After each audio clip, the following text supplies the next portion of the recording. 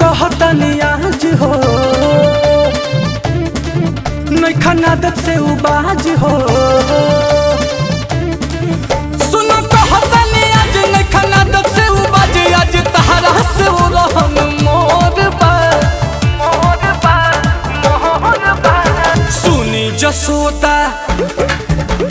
सुनी जसोदा मैया रउर कन्हैया माखन चोर बा। सुनी जसोदा मैया रउर कन्हैया माखन चोर बा।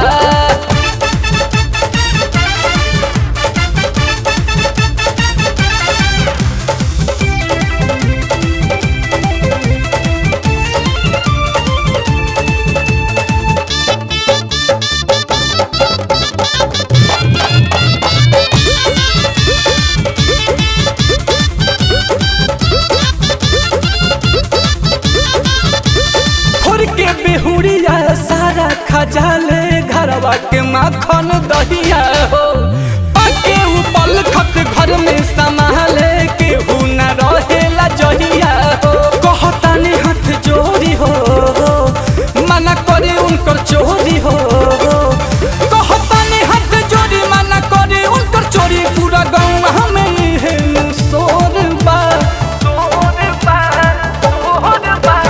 सुनी जसोदा मैया सुनी जसोदा मैया रउर कन्हैया माखन चोर बा।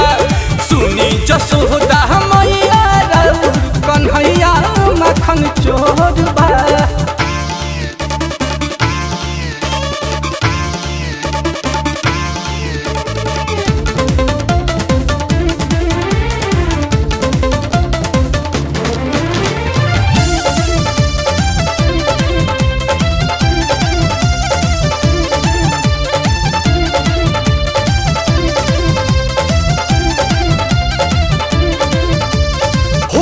फजी रे घर से निकल से गैया चरावे बहाना हो। एक दिन के नहीं खे माखन चोरी कर ले काम रोजाना हो। तनी आदत सुधारी तनी इनका के मारी, तनी आदत सुधारी आज इनका के मारी। नंदा लाला तो हजीब के चटोर बा